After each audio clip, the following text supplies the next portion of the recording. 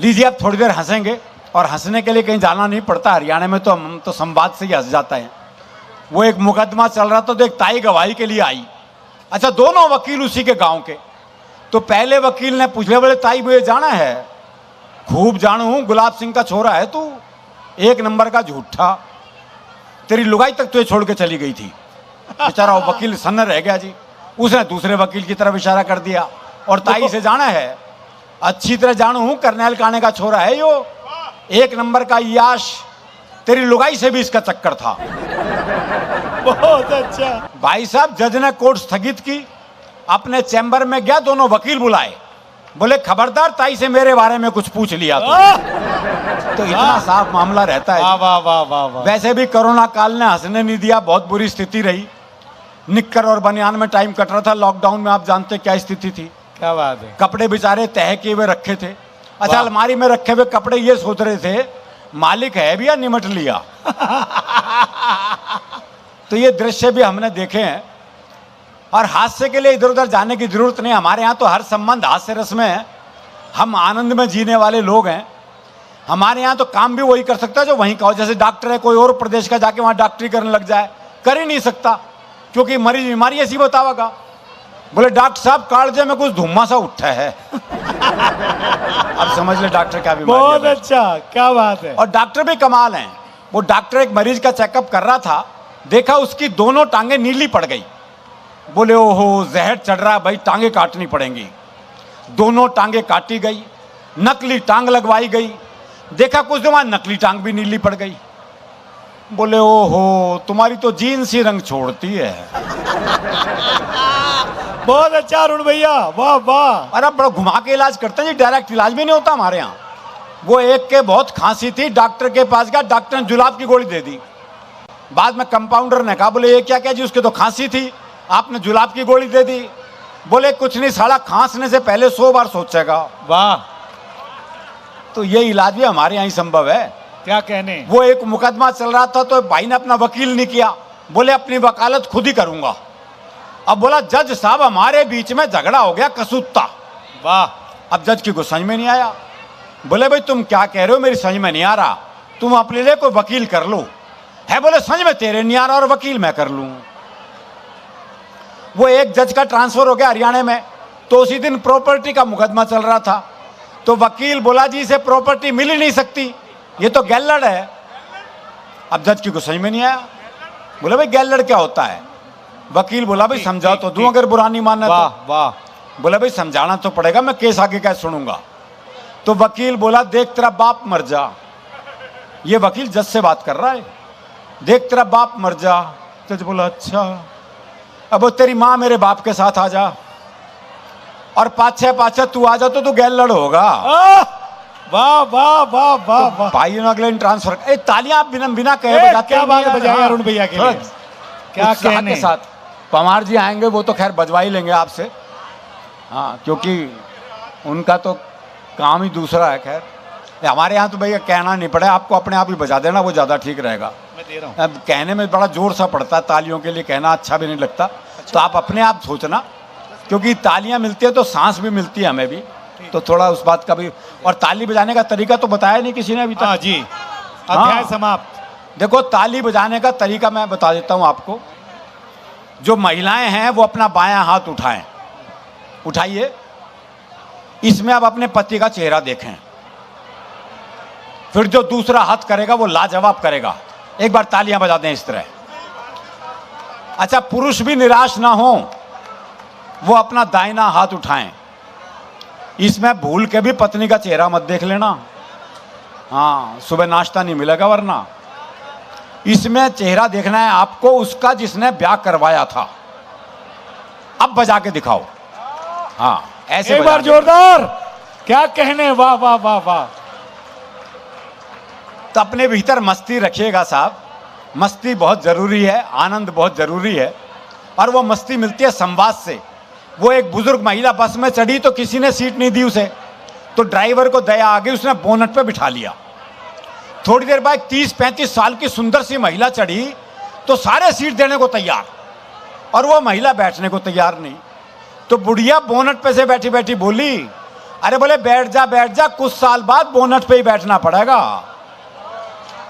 तो ये संवाद बहुत जरूरी है, और हम तो ऐसी संवाद में खाते हैं जो एक पुलिस का सिपाही पहुंच गया एसएचओ के पास, बोले छुट्टी चाहिए।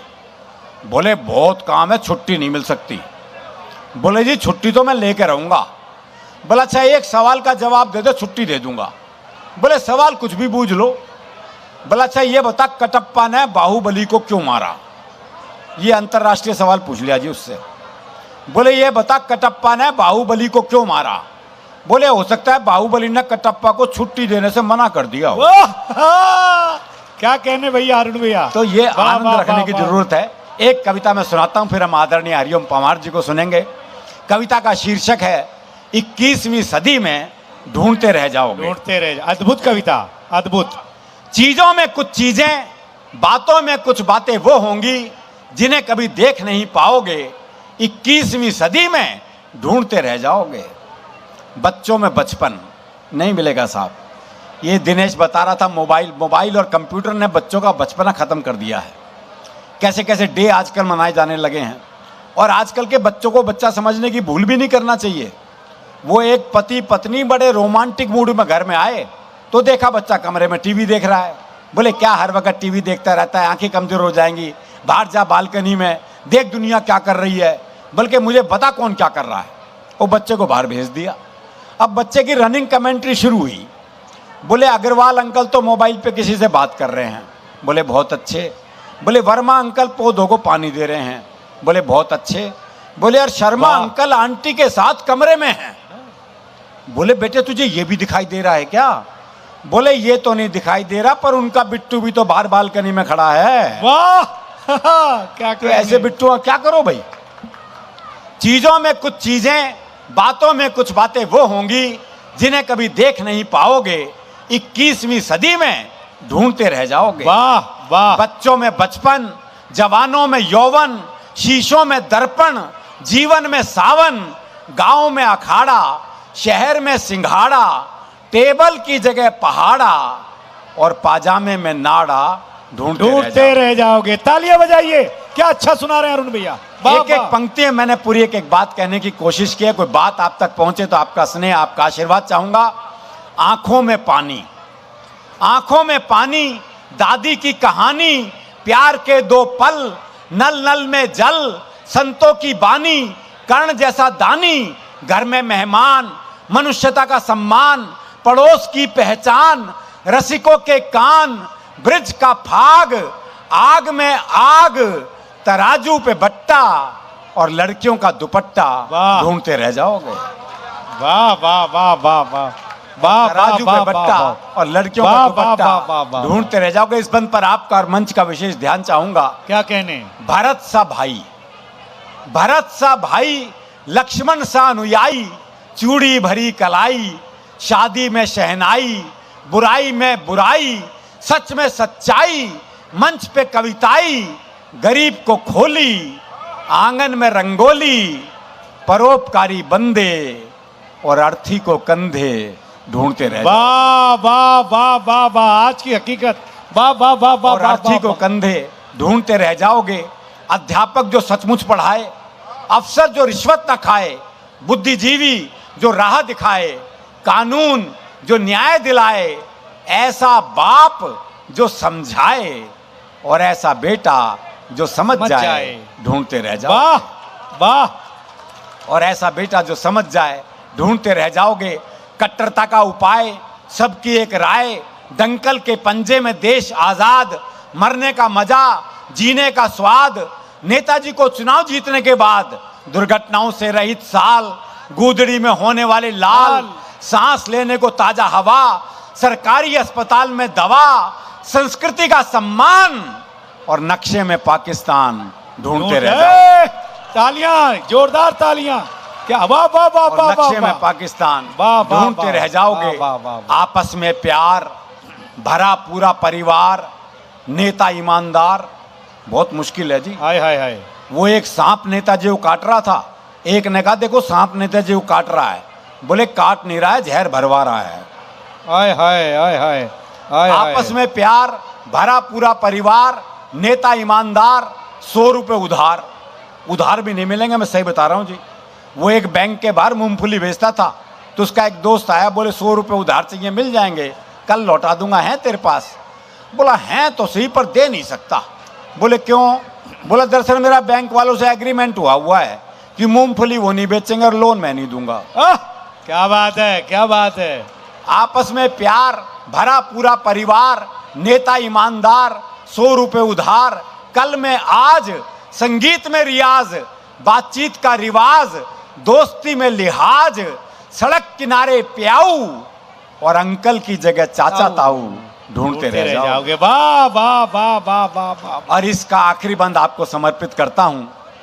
नेहरू जैसी इज्जत, सुभाष जैसी हिम्मत, पटेल के इरादे, शास्त्री सीधे साधे, पन्ना धाय का त्याग, राणा प्रताप की आग, अशोक का बैराग, तानसेन का राग, चाणक्य का नीति ज्ञान, विवेकानंद का स्वाभिमान, इंदिरा गांधी जैसी बोल्ड, महात्मा गांधी जैसा गोल्ड और मायावती जैसी फ्री होल्ड ढूंढते रह जाओगे। वाह वाह। एक बार अरुण जेमनी के लिए जोरदार तालियां बजाइए, हाथ उठा के बजाइए। क्या अच्छा, बहुत आभार, बहुत बहुत धन्यवाद।